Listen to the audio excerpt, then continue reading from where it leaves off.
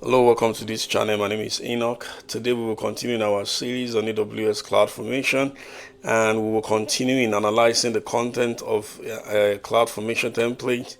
We'll be looking at output, conditions, rules, metadata, and we will do an exercise that will produce a web page. Let's get right to it. And so the first one there is output. So output basically declares a value that you want to make visible once your stack has finished creating or updating its resources.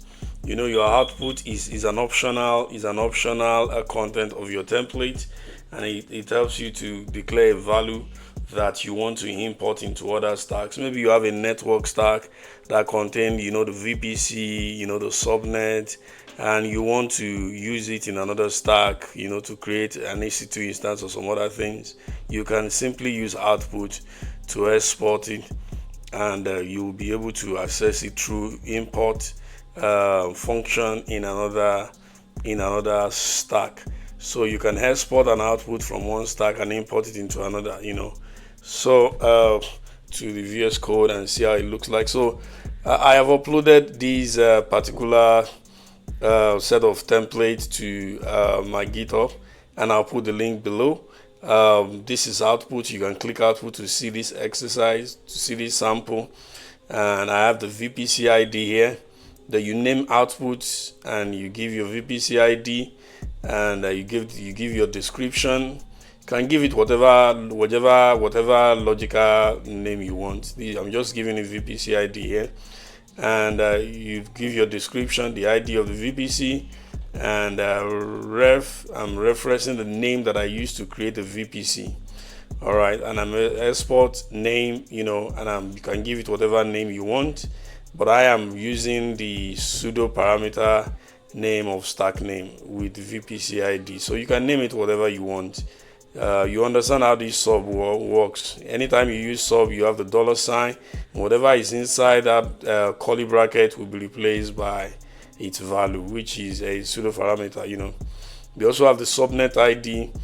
Give it a description. Give it a meaningful description, value, and I'm using the logical ID of the private subnet 1 and private subnet 2, separating it with a comma using the function of join. And I'm exporting it. This name that I'm using, you can give it whatever name you want. Now, when you give it a name, when you give it a value, what do you get out of the value? Now we give it the logical ID, which is the name that I gave to the VPC. All right, assuming this is the name that you give to the VPC. So what do you get in the console when you give it the logical ID of your VPC, or the name that you gave to your VPC? So let's go to the documentation and see what we get.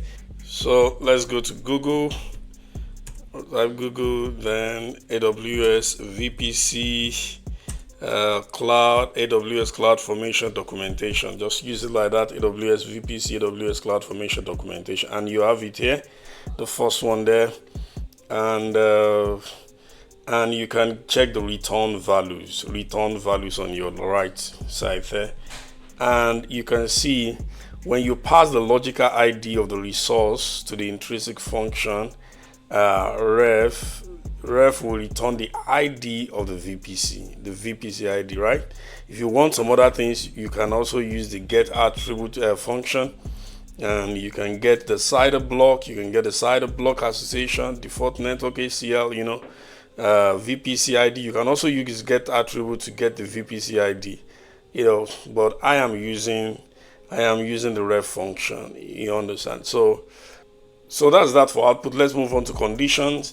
Now, what are conditions? Now, conditions let you control whether certain resources or output are created or assigned based on logic you define. When do you use conditions? You use conditions when you have environmental specific deployment.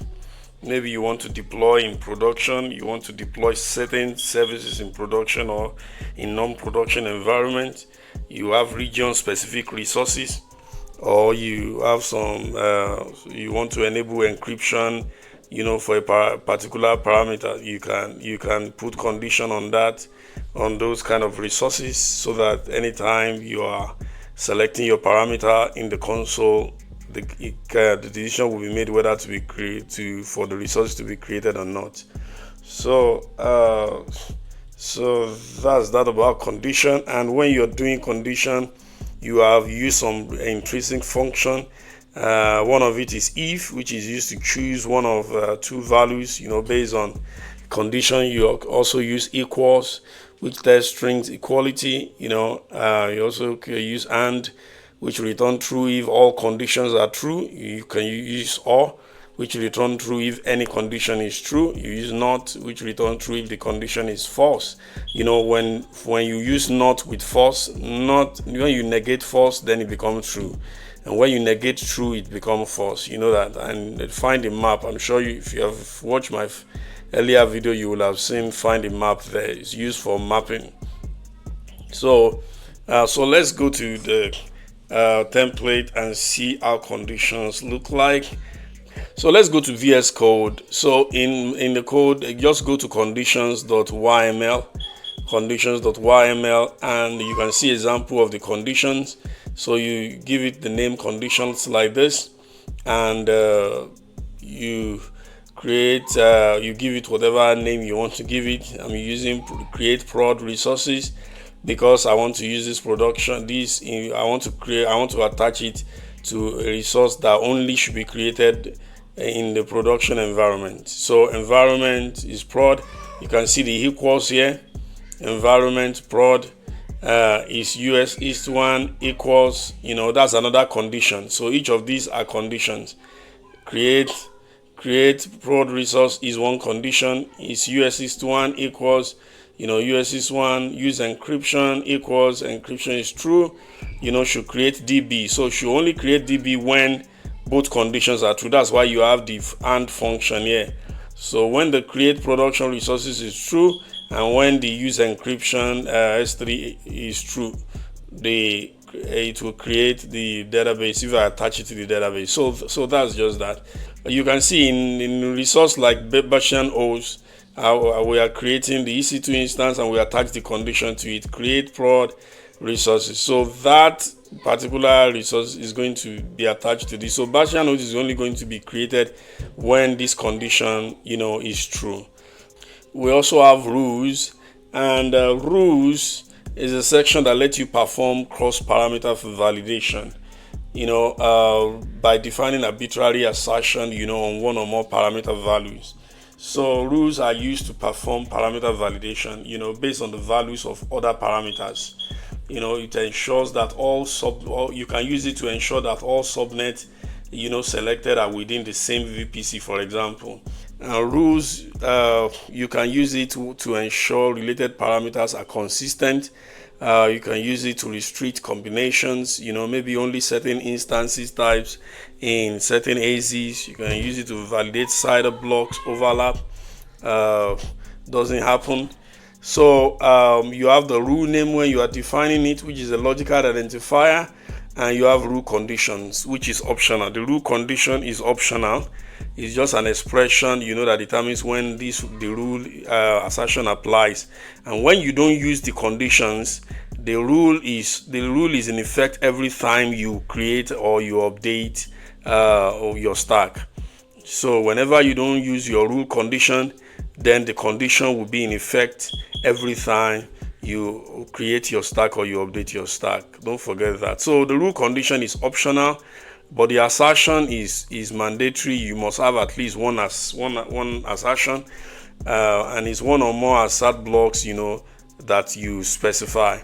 So, and you also have the assert description, which is an human readable message shown on validation failure. So some of the intrinsic functions that is used in rules include and, or not, equals, contain, which check if a list contains a specific value, CIDR, each member in value of, and let us go and see an example of rule.yml. So you can see this is a rule here. This is a rule here, rules and subnet in same VPC. That's the logical ID I gave it. Description, you give any description that makes sense, and you give the rule condition, which is optional. The rule condition is that see the VPC ID, I'm referencing the VPC ID, which means it's empty, equals means it's empty, so but not equal means that this VPC ID must not be empty.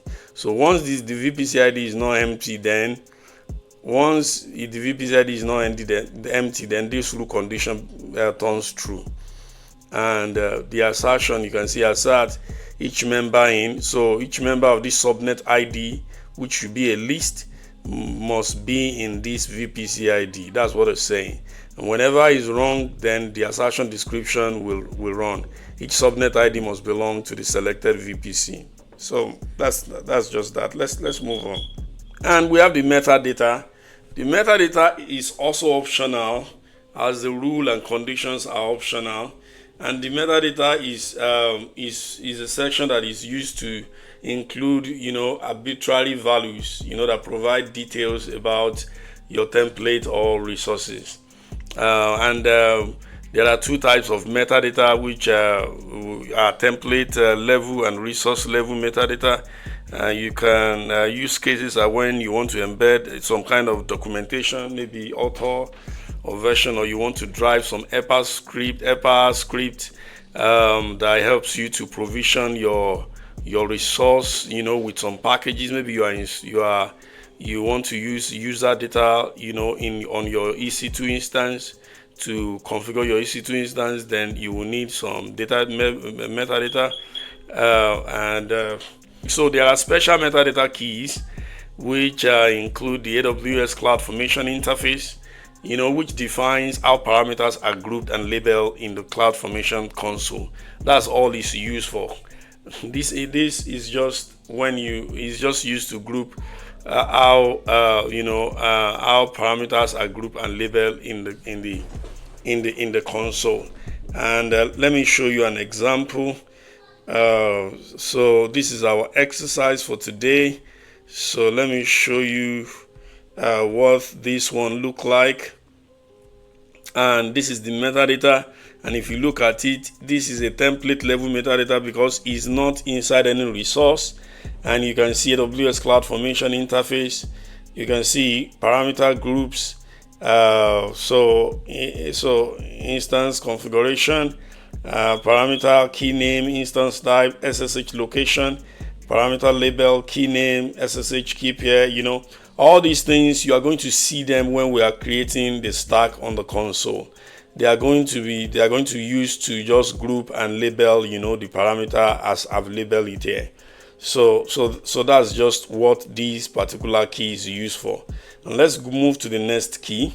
So the next key there is AWS CloudFormation authentication, which is used to authenticate credential for files or sources that you specify in the AWS CloudFormation init. There are basically two types of this AWS CloudFormation authentication. The first one is basic, which is used when your source is a URL, and the second one is S3, which is used when your source is an S3 bucket. So that's that about AWS CloudFormation authentication. Let's go and see a sample in our template. Let's scroll down to the EC2 instance. All right, now this is the EC2 instance, and if you scroll down, you are going to see the authentication there. All right, so this is the authentication here. So AWS CloudFormation authentication, you can see S3 cred type S3, then bucket, then I give the bucket name and the role. I'm creating a role which I will show you down there. So I'm creating it. So that's just the way it works. That's just the way it works, So all right, so now the next one is the AWS CloudFormation init, which is used to define cloud configuration tasks for CFN init, to install packages, write files, run command, on your instance. Now when you want to install some packages on your instance or run some command on your instance, there is a script called cfn-init script, which is going to run whatever configuration you define in this AWS CloudFormation init. So that's what the CloudFormation init is used for. It's just a configuration task, script, a configuration task that you define there. And whenever you run this CFN init, it will come to this CloudFormation init metadata, and it will perform whatever operation you have specified there. So the AWS CloudFormation init used to have configs, which can be put together as config set, and a config usually contains the following, and is executed in that order: packages, which is used to download and install prepackaged apps. You want to install some kind of package on your instance. You use package. You want to group. You want to create a group. You can use to define a group. You want to define user and specify and put them in groups. You can use user. You want to allow the download of files and put some content in that file. You can use source, and you can use files to create files, on your EC2 instance, and you can use command to run, series of command and services, to start services, on your instance. So that's that about your CloudFormation init, and let's go to the user data. Just like in the console, when you are creating an EC2 instance, you can have a user data. So which is like a script, that you will run on your instance at lunchtime. And in this user data, you will have to install the AWS CFN Bootstrap. This Bootstrap is run on Amazon Linux too, and it will install CloudFormation EPA script, package, which contains several important utilities, to support your stack automation on your EC2 instance. And when you run this installation, it will install some script for you. Let's go and look at the script one after the other. The first one is CFN init, and this is the full path to that script, and it applies configuration defined in your CloudFormation init metadata. So CFN signal is basically used to send signal of success or failure, to CloudFormation during instance creation, and this is the full path to CFN signal.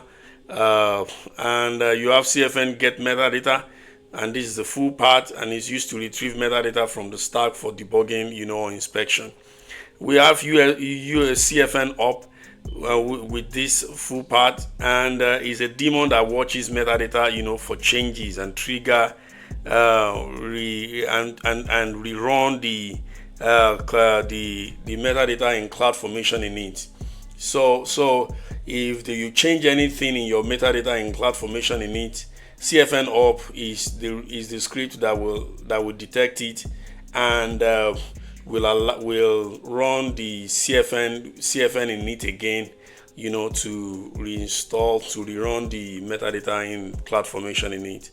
So that's that. We also have CFN send CMD event, which with this absolute path, and is used with command hooks, for reporting command status. And we have CFN push start, which with this full path, and is used to push custom CloudWatch metrics, from within your EC2 instance. So that's that. And the CFN init, we have discussed it, is just the script that is used to perform package installation, file templating, run command and services. And the one I've not talked about is the creation policy. The creation policy is just a place where we use to tell CloudFormation to wait for a specified number of success signal, before marking the resource as created. By default, CloudFormation consider a resource, created as soon as the EC2 instance enter the running, state, not when your software is ready. But the creation policy wait for a specified number of success signal before marking the resource as created, or timeout. So that's that about creation policy. And the CFN up, I've told you about it, is just a daemon on the EC2 instance that pulls CloudFormation for metadata changes and can rerun your CloudFormation init metadata. That's that.